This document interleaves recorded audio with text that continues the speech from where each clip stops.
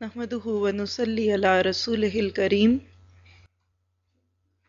أما بعد فأعوذ بالله من الشيطان الرجيم رب اشرح لي صدري ويسر لي أمري واحلل عقدة من لساني يفقهوا قولي رب يسر ولا تعسر وتمم بالخير قال الله تبارك تعالى في القرآن المجيد بعد أعوذ بالله من الشيطان الرجيم إن عدة الشهور عند الله 12 شهرا في كتاب الله يوم خلق السماوات والأرض منها أربعة حرم سبحان ربك رب العزة عما يصفون وسلام على المرسلين والحمد لله رب العالمين۔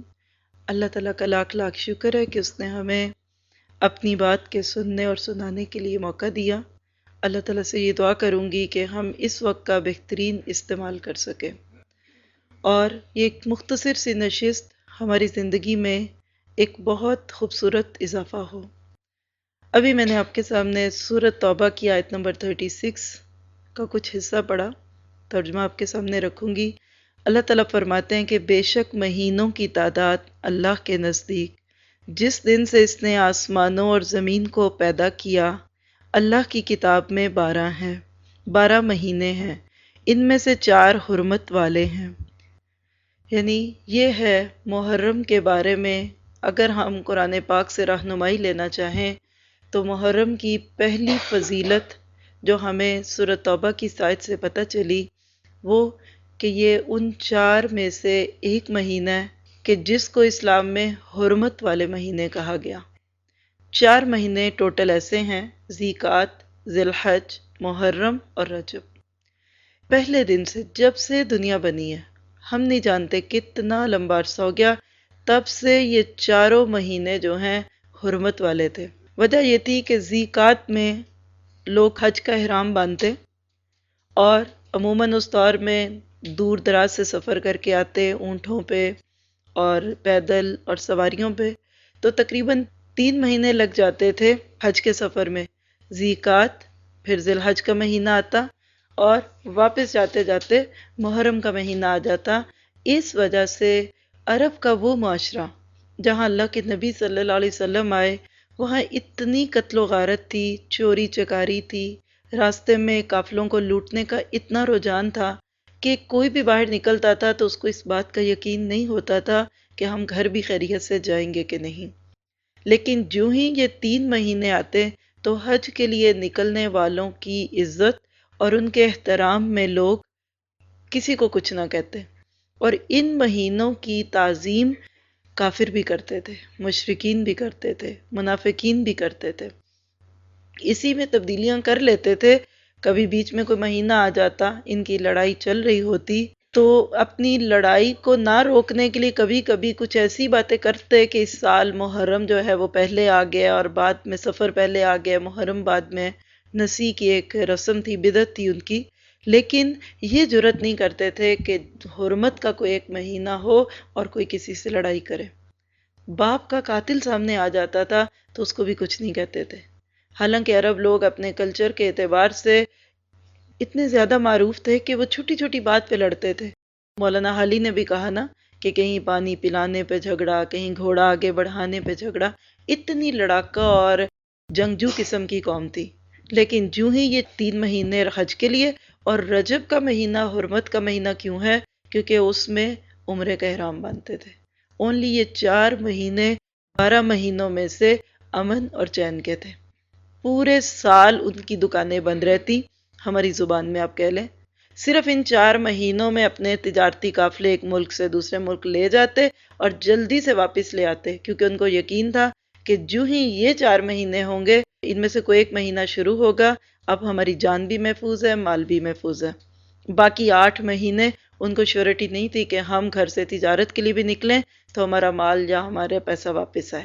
مسلمان آج امت مسلمہ کے فرد ہونے کا دعویٰ کرنے والے ہم میں سے کتنوں کو شعوری طور پہ ان 4 مہینوں کے آنے اور جانے کا یاد بھی رہتا ہے؟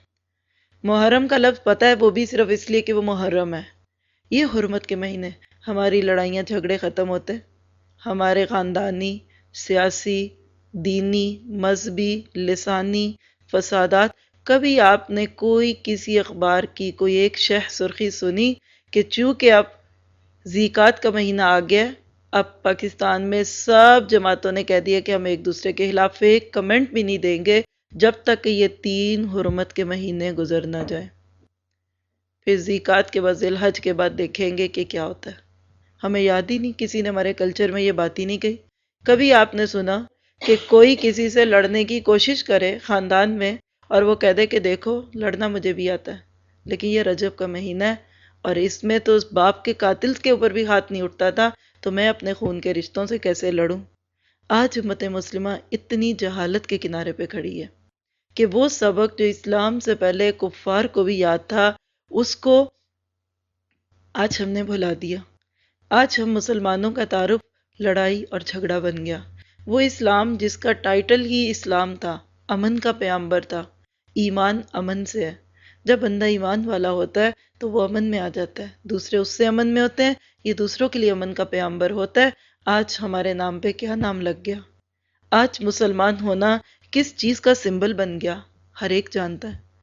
وہ بات اپنی زبان سے کہنی اچھی نہیں لگتی جو غیروں نے معروف کر دی ہو، لیکن آج مسلمانوں کو دہشت گرد قرار کیوں دیا گیا؟ اس کی وجہ کیا ہے؟ اس لیے کہ آج کے مسلمان کو خود ہی نہیں پتا کہ اس کو اللہ نے کیا پیغام دے کے بھیجا تھا۔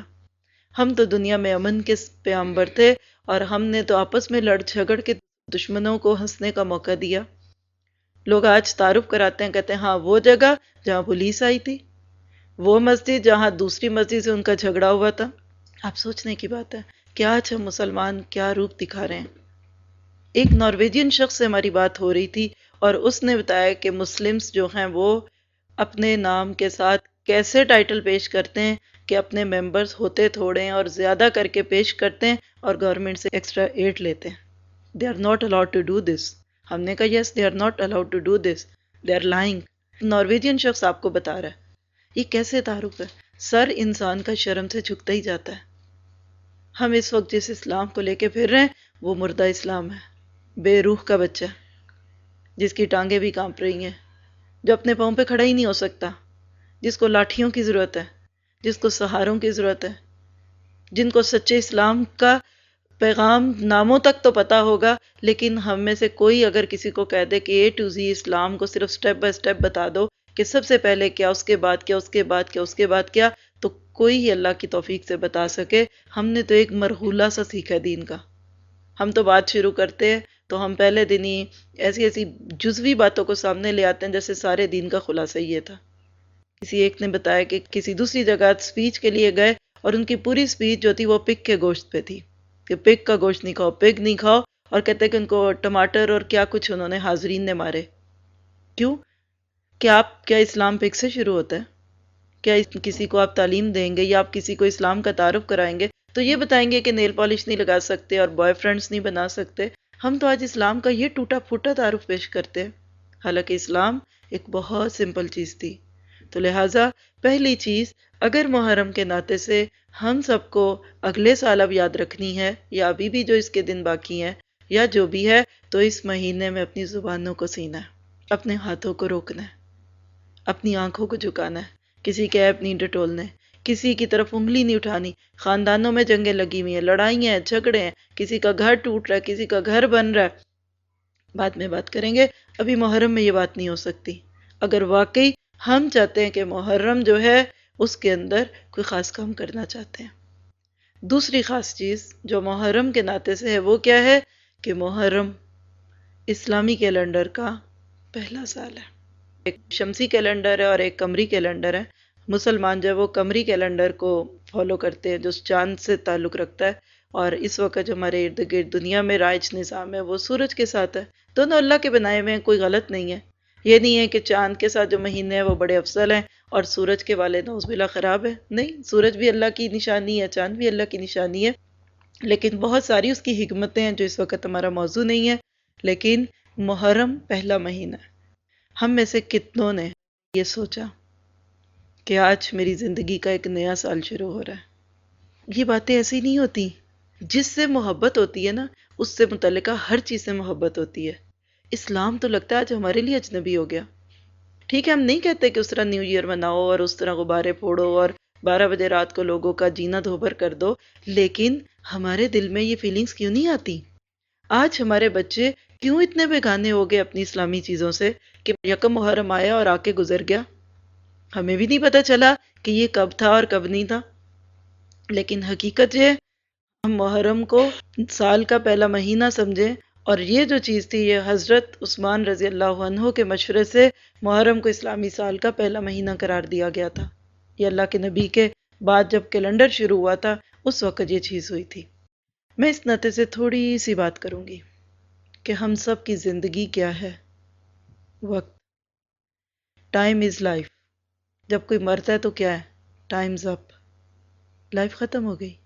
ایک بہت معروف پریزنٹیشن بھی ہے کہ ایک کھلاڑی اپنی کھیل کے میدان میں گرا اور وہیں تڑپ تڑپ کے اس نے جان دی اور مر گیا۔ کچھ سال پہلے کی بات ہے، بڑی معروف بات ہوئی، پھر اس پہ کتنی کہانیاں بنی، پوئمز لکھی گئی۔ لیکن دیکھا جائے تو آج میں اور آپ جو یہاں موجود ہیں وہ کیوں ہیں؟ کہ ہمارا وقت موجود ہے۔ جو لوگ آج ہم میں نہیں ہیں ان کا کیا گیا؟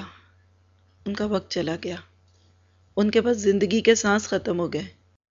کیا آج اس نئے سال کے آغاز میں ہمیں اس چیز کی ضرورت ہے کہ ہم آنے والے اگلے سال کے لیے کچھ پلاننگز کر لیں؟ ہم بھی تو سوچیں کہ اللہ ہمارا یہ ایک سال جو گزر گیا کیسا تھا؟ کیا یہ ایک سال ہمیں اللہ کے قریب کر کے گیا یا اللہ سے دور کر کے گیا؟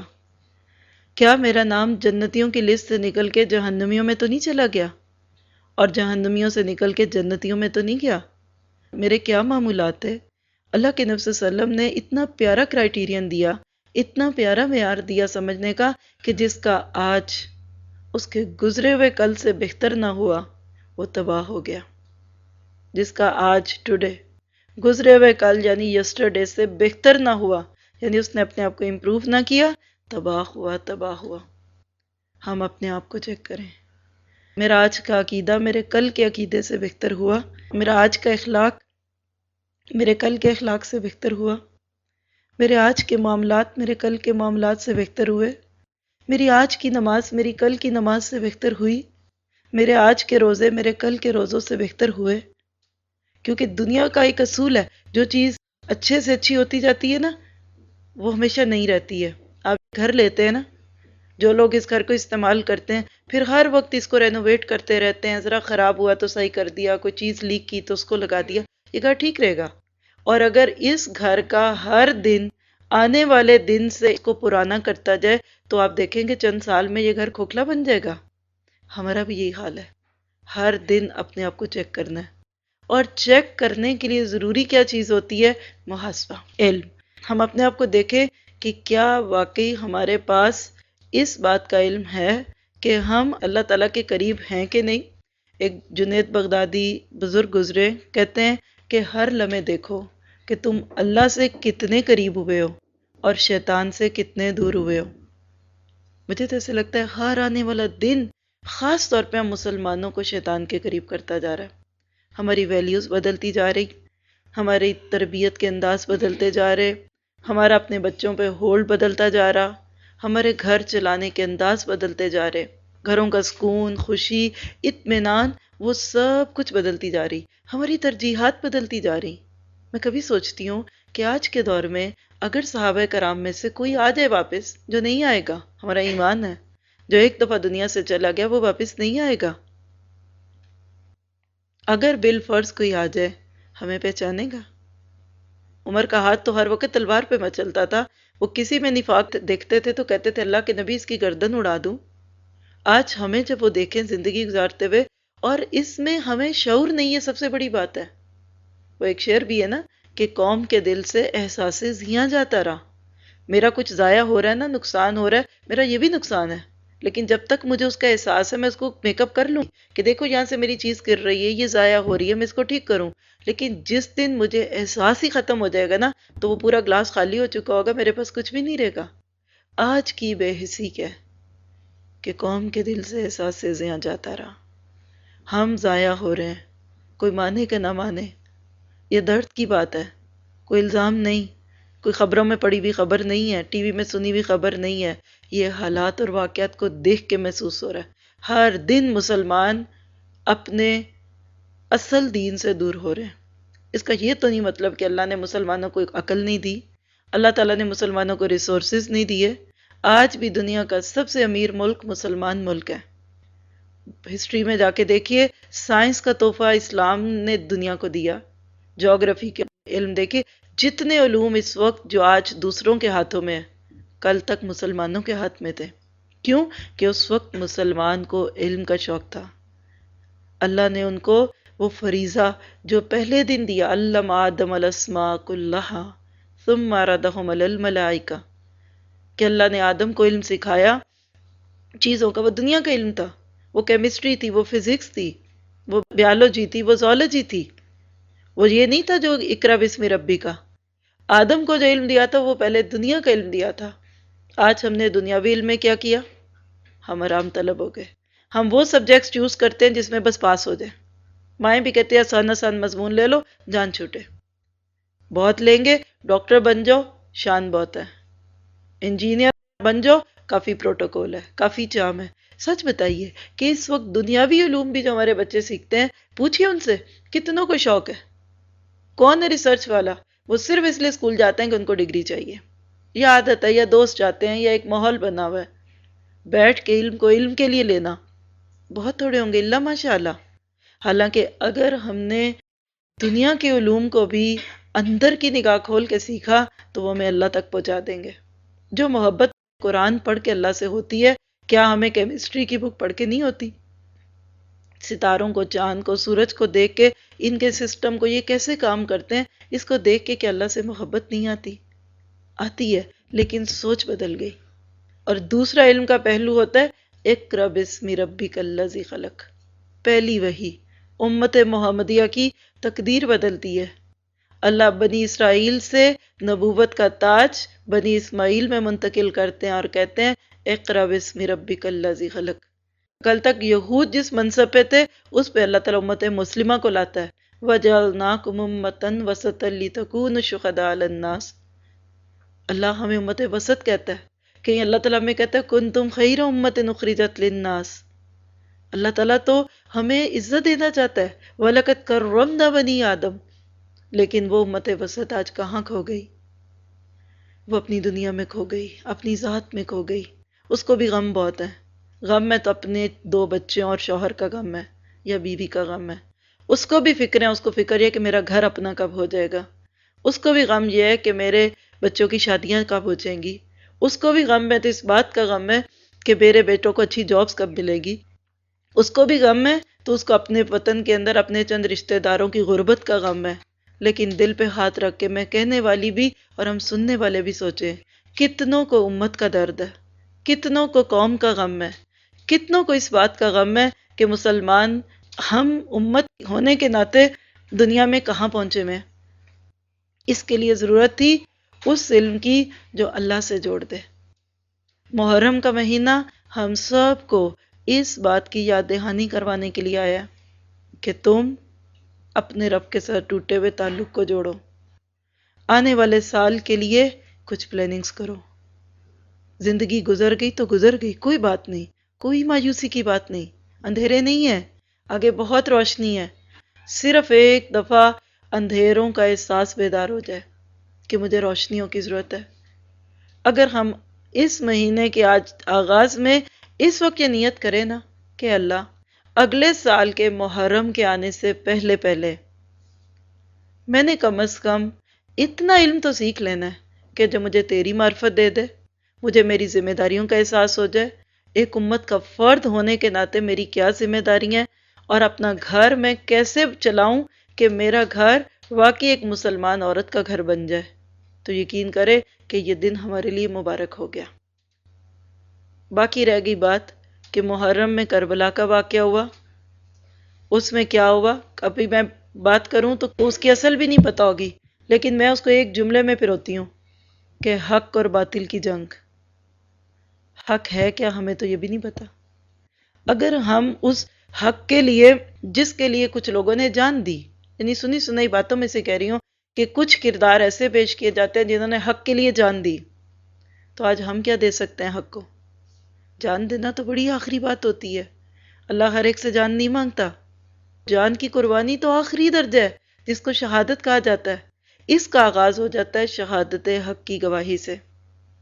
دنیا میں اللہ کے کلمے کو بلند کرنا، لوگوں کو اللہ کے دین سے جوڑنا، اللہ کی کتاب کو. ہم دن میں کئی بار کیوں نہ پڑھیں کہ لا الہ الا اللہ، اللہ ایک ہے، اس کے سوا کوئی معبود نہیں. آپ 10 دفعہ پڑھیں، آپ تسبیحوں پہ پڑھیں، لیکن اگر ہمیں یہ پتہ ہی نہیں کہ الہ ہوتا کون ہے اور اللہ کو ایک الہ ماننے کے بعد ذمہ داریاں کیا نافذ ہوتی ہیں، تو آپ سمجھ لیں کہ ہم نے اس کلمے کا حق ادا نہیں کیا. اللہ نے ہمیں دنیا میں کیوں بھیجا تھا؟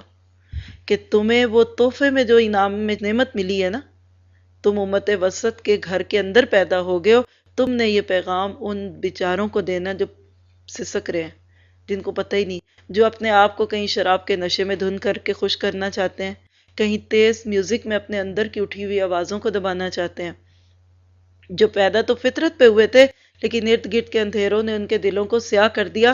تم نے ان تک پیغام پہنچانا ہے. اور آج ہمارا حال کیا ہے کہ ہم تو اپنوں کو نہیں دے سکے. ہمیں تو ابھی خود ہی نہیں پتا. کسی کو کوئی تبھی پڑھاتا ہے جب پہلے خود پڑھا ہوگا. آج ہم دین کا کام کرتے ہیں نا، اس وقت میں بات کر رہی ہوں، کوئی کہہ سکتا ہے آپ درس دے رہی ہیں.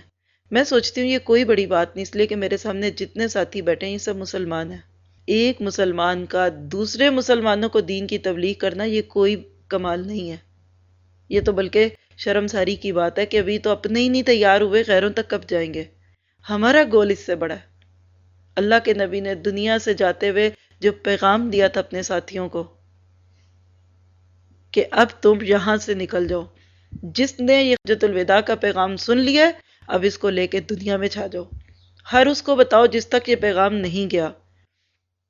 اور یہی ہوا. اللہ کے نبی صلی اللہ علیہ وسلم کی وفات کے تیسرے دن کے بعد صحابہ کرام نے مدینہ سے کوچ کرنا شروع کر دیا. ہم جیسے ہوتے تو وہیں روزے کی جالیوں کو چومتے رہتے کہ مدینہ میں آ جاؤں اور آ کے کبھی واپس ہی نہ جاؤں، تو وہاں جا کے بھیک مانگنی ہے. ہماری تو نعتیں بھی یہی ہیں کہ وہاں جاؤں اور جا کے کبھی واپس نہ ہوں. صحابہ نے ایسی محبتیں نہیں کی بازاری قسم کی. ان کو مقصد پیارا تھا. انہوں نے کہا نہیں، اللہ کے نبی ذمہ داری دے کے گئے تھے کہ اسلام یہاں تو آ گیا، باہر کیسے جائے گا؟ اگر وہ سب صحابہ مدینہ میں ہی رہتے تو آج اسلام مکہ اور مدینہ میں ہی ہوتا پہلے. اور میں تو سوچتی ہوں ہم جیسے لوگ جن کو اللہ تعالیٰ اتنی بڑی نعمت دے دیتا ہے، وہ اپرچونٹی میرے اور آپ کے پاس ہے جو ہو سکتا ہے مسلمان ملکوں میں رہنے والوں کے پاس نہیں ہے. اور وہ کیا کہ ہماری جسٹ ڈور بیل کے اوپر ایک نان مسلم موجود ہے جس تک ہم پیغام پہنچا سکتے ہیں. کتنے لوگ کل قیامت کے دن ہمارے گریبان تھامیں گے کہ یہ بتاؤ کتنے سال سے تمہارے نیبر میں رہتی تھی، ہائے بائے بھی تم کرتی تھی، کبھی کبھی گفٹ بھی دیتی تھی لیتی، لیکن یہ اسلام کا تحفہ تم نے جو چھپایا تھا یہ مجھے کیوں نہیں دیا؟ یا پھر میں وہی واقعہ سناؤں گی کہ ایک بک میں پڑھ رہی تھی کہ جو کنورٹرز ہوتے ہیں، ایک شخص کہیں رہتا تھا جیسے ہم سب رہتے ہیں، کوئی گھر ایک مسلم کا ایک نان مسلم کا، سامنے ایک عورت ہوتی تھی بوڑھی، پچھلے 20 سال سے وہ اس کو دیکھ رہا تھا، باہر نکلے ہائے بائے وہ بھی ہائے بائے کر دیتی تھی. کچھ عرصہ گزرا، اس کو وہ عورت نہیں دکھی. اس نے کہا پتہ نہیں کہاں گئی ہے. کافی عرصے کے بعد پھر ایک دن دکھی تو اس نے اس کو دیکھ کے کہا ہائے، تو کہنے لگی آئی ہیٹ یو. اس نے ہائے تو کیا کہنا تھا، غصے کا اظہار کیا کہ مجھے تم سے نفرت ہے. کہا ہوا کیا؟ پھر اس نے بتایا، کہنے لگی میں پچھلے 20 سال سے تمہارے سامنے آتی جاتی رہی ہوں، تم نے مجھے کبھی اسلام کی دعوت نہیں دی. اس کو کسی دوسرے مسلمان نے اسلام کی دعوت دی، کہنے کی no I am Muslim and I hate you, کہ تم میرے نیبر اچھے نہیں تھے کہ تم نے مجھے اسلام نہیں دیا اور مجھے باہر سے کسی دوسرے مسلمان نے دیا. ہم مسلمان تو نہ جانے کتنوں کا اپنی گردن پہ بوجھ لے کے بیٹھے ہیں. ہمیں تو آسائش ہے، ہم تو آسودہ ہیں یہاں، لیکن وہ بوجھ، وہ ذمہ داری جو آج ہمیں نہیں پتا، وہ کیا ہے کہ ہم نے اللہ کا پیغام پہنچانا ہے. اور اس کا سب سے آسان طریقہ یہ کہ ہم اپنے دین پہ عمل کرنے والے بن جائیں. ہمیں اپنے دین کا پتہ ہو. ہم تو ڈر جاتے ہیں کہ کوئی ہم سے پوچھے گا تو جواب کیا دیں گے آگے سے. ہم تو اب یہ بھی ڈرنے لگے کہ خام کا دعویٰ کیا تو پکڑ نہ لیں، یہ کوئی ٹیررسٹ ہی نہ ہو. حالانکہ اسلام کی دعوت دے رہے ہیں، کوئی آپ فتنے کی دعوت تو نہیں دے رہے. ہم تو اپنے سامان میں اسلامی کتابیں نہیں لا سکتے ایئرپورٹس پہ کہ کہیں پتہ نہ چل جائے ہم مسلمان ہیں. ہم تو اپنی گاڑیوں میں اب قرآن رکھتے تھے تو وہ بھی نکالنے شروع کر دیے کہ کوئی پکڑے تو یہ نہ سمجھے مسلمان ہے۔ ہم تو اپنی ذات سے آخری نشانیاں بھی مٹانا چاہتے ہیں۔ تو بات یہ ہے کہ انسان جتنی اس چیز پہ تکلیف محسوس کر لے، آج اس وقت ہم سب کے پاس ایک موقع ہے۔ ہم اللہ سے دعا کریں کہ اللہ، وہ کتاب جس نے عمر فاروق کے دل کو بدلا، نبی صلی اللہ علیہ وسلم کی جان لینے کے لیے جا رہے تھے کہ آج تو میں ان کو قتل ہی کر دوں گا، یہ کیا اسلام کی رٹ لگی ہوئی ہے۔ کسی نے کہا ان کو تو بعد میں قتل کرنا، اپنی بہن کا حال دیکھو، وہ بھی مسلمان ہو گئی ہے۔ کہا اچھا پہلے اس کو مار کے آتا ہوں۔ وہ نہیں ڈرتے تھے، اور جب گئے تو باہر سے قرآن پڑھنے کی آوازیں آ گئیں، اور وہ بہن جو کبھی عمر فاروق کے آگے نہیں بولی، وہ بالکل سیسا پلائی دیوار بن کے کھڑی ہے کہ ہاں عمر، میں مسلمان ہوں۔ دکھاؤ کیا پڑھ رہی تھی؟ کہا تمہیں نہیں دوں گی، تم ناپاک ہو، ان المشرکون النجس، جاؤ پہلے غسل کر کے آؤ پھر دوں گی۔ اللہ نے دل بدلا۔ وہ سورۃ طٰہٰ کی آیتیں دل کو موم کر چکی تھی۔ غسل کیا اور قرآن پڑھا اور کہا اشہد ان لا الہ الا اللہ واشہد ان محمد رسول اللہ۔ یہ قرآن دلوں کی بہار ہے، اس کے بغیر چین نہیں ملے گا، سکون نہیں ملے گا، نرم گدے مل جائیں گے مال سے، نیند نہیں ملے گی، قیمتی لباس مل جائیں گے، جسم کی آسودگی نہیں ملے گی، طرح طرح کے کھانوں سے گھر بھر جائے گا، پیٹ میں نہیں جائیں گے، کئی بیماریاں گھر لگ جائیں گی۔ ایک چیز ہے جو آپ کو ان سارے غموں سے بے غم کر دے گی، اور وہ اللہ کا کلام ہے۔ دعا کریں کوئی ممکن طریقہ کسی قیمت پہ مل سکے، نیت کر کے اٹھیں کہ اللہ، میں نے اب بے علم نہیں رہنا، میں نے جہالت کی موت نہیں مرنا۔ رات چلتے اگر کوئی ہماری کتاب کا ایک صفحہ کھلوا کے پڑھا لے کہ ذرا بتانا یہ کیا لکھا ہے، تو کس عالم کو ڈھونڈیں گے؟ کس کو کہیں گے عربی تو آتی ہے، اردو نہیں آتی، اردو کی ترجمہ لاؤ پھر پڑھائیں؟ کوئی اردو کا ترجمہ بھی لا دے تو اس کی تفسیر نہیں سمجھ سکتے۔ میں بات کر رہی ہوں، آپ میری بات سمجھ رہے ہیں؟ اگر میری بات اسپینش میں ہوتی، آپ میں سے کتنے لوگ یہاں بیٹھ کے اتنے پیار سے سنتے؟ بات تو وہی ہوتی ہے جو آپ کو سمجھ آئے۔ ہمارے ارد گرد تلاوت چلتی ہے، عربی کی آوازیں آتی ہیں، اذان چلتی ہے، ہمیں سمجھ ہی نہیں آتی۔ ہم ایسے بہروں کی طرح ہوتے ہیں کہ پتہ نہیں کیا ہو رہا ہے۔ وجہ کیا ہے کہ ہماری زبان نہیں۔ اللہ نے یہ ذمہ داری دی تھی کہ اس کتاب کو اپنی زبان میں سمجھو، لِتُخْرِجَ النَّاسَ مِنَ الظُّلُمَاتِ إِلَى النُّورِ، سورہ ابراہیم کی پہلی آیت ہے، حروف مقطعات کے بعد، کہ اللہ نے یہ کتاب آپ کی طرف نازل کی تاکہ لوگوں کو اندھیروں سے روشنیوں کی طرف لاؤ۔ یہ روشنیوں کا سفر ہے، یہ ہمارے مستقبل کو روشن کرے گا۔ آج اگر امت مسلمہ اس بات کے اوپر جم جاتی ہے نا کہ اب ساری چیزیں ختم، ساری ایکٹیویٹیز بند کرو، میں کہتی ہوں ساری ایکٹیویٹیز بند کر دیں، جو کسی نے جہاد کے نام پہ قائم کی ہیں، کسی نے تبلیغ کے نام پہ، کسی نے دعویٰ کے نام پہ، اگر ایک دو سال کے لیے اگر ایک مسلمانوں کا ایسا عوامی لیڈر مل جائے نا کہ وہ سب کو کہ تمہارے گھر میں تنخواہ میں بھیجوں گا، تم پڑھو۔ اور اس کا ایک طریقہ ہوگا جو اس وقت بات کرنے کی ضرورت نہیں، ہم نے تو اپنی اصلاح کی فکر کرنی ہے۔ آپ ایک اچھی ماں بن سکتی ہیں، آپ ایک اچھی اور بیٹی بن سکتی ہیں، آپ ایک اچھی بہو کب بنیں گی، یہ اللہ کی کتاب ہمیں سکھائے گی، اور یہی ہے وہ چیز کہ جو تبدیلی لاتی ہے۔ اس کے علاوہ مال جمع کر لیں، آپ آزما کے دیکھ لیں، کئی دفعہ ہمارے ہاتھوں میں ہزاروں آتے ہیں، لیکن اسی دن ہی ہم کو غم کی خبر سن کے سوتے ہیں، ہمیں وہ خوشی نہیں ملتی۔ وہی بچتا ہے جس کو اللہ دین دیتا ہے، اور الحمدللہ یہ بھی بات اچھی ہے کہ اب اس کا ٹرینڈ بھی آ رہا ہے، اب جوانوں میں اس کا شوق آ رہا ہے۔ بوڑھے باپ اگر نہیں سن کے مانتے نا، وہ کہتے نہیں جب ہمارے بڑوں نے نہیں یہ پڑھی کتاب تم کیوں پڑھو گی؟ یعنی بعض خواتین کہتی ہیں، ہم کہتے ہیں کہ ہمیں اجازت دیں قرآن پڑھنے کی، تو شوہر کہتے ہیں گھر بیٹھ کے روٹی پکاؤ، تم نے کون سا نیا کام سیکھ لیا؟ بہت ہے تو بچوں کو بھیج دو۔ اور جوان بیٹے جو وہ اپنی بیویوں کو بھیجتے ہیں کہ جاؤ تم سیکھ کے آؤ۔ الحمدللہ یہ بھی ایک اچھی خبر ہے کہ ینگز کے اندر اب لاجک کا دور ہے۔ بوڑھے کیا کہتے ہیں؟ جو ہمارے بڑوں نے کیا، جو ہمارے مسجد کے مولوی صاحب نے بتایا وہی کر لو۔ لیکن آج دلیل کا دور ہے۔ محرم کے اس موقع کے ناطے سے اگر ہم بات کریں تو یہ آپ کے اس سال کو سمجھے ایک نئی زندگی دینے والا وقت ہوگا کہ ہم اس کی قدر کریں۔ پھر تیسری چیز اگر آپ محرم کے ناطے سے دیکھیں، ابھی تک ہم نے دو ہی دیکھی ہیں، پہلی چیز جو تھی وہ محرم جو ہے حرمت کا مہینہ ہے، اور دوسری سال کا نیا دن ہے۔ پھر اس کے علاوہ آپ دیکھیے کہ اس محرم کے مہینے میں کرنے کے کاموں میں اگر کام ہے تو وہ ایک ہے، اور وہ کیا کہ نبی صلی اللہ علیہ وسلم نے مدینہ میں آنے کے بعد دیکھا کہ 10 محرم کو یہود روزے سے تھے۔ آپ نے پوچھا کہ کس بات کا روزہ رکھا ہے تم نے؟ انہوں نے کہا کہ آج کے دن اللہ تعالیٰ نے بنی اسرائیل کو فرعون سے نجات دی تھی، یعنی فرعون ڈوبا تھا اور موسیٰ علیہ السلام اور ان کی قوم جو تھی بچی تھی۔ تو اللہ کے نبی نے فرمایا کہ پھر تو ہم تم سے زیادہ موسیٰ سے محبت رکھتے ہیں، اگلے سال ہم بھی روزہ رکھیں گے، لیکن یہود سے مماثلت سے بچنے کے لیے، یعنی ان سے اسیمیلیٹ ہونے سے بچنے کے لیے ہم 10 کے ساتھ یا تو 9 کا روزہ لگائیں گے یا 11 کا لگائیں گے۔ اور ایسے ہی ہوا، بعد میں صحابہ کرام نے ایسے ہی کیا۔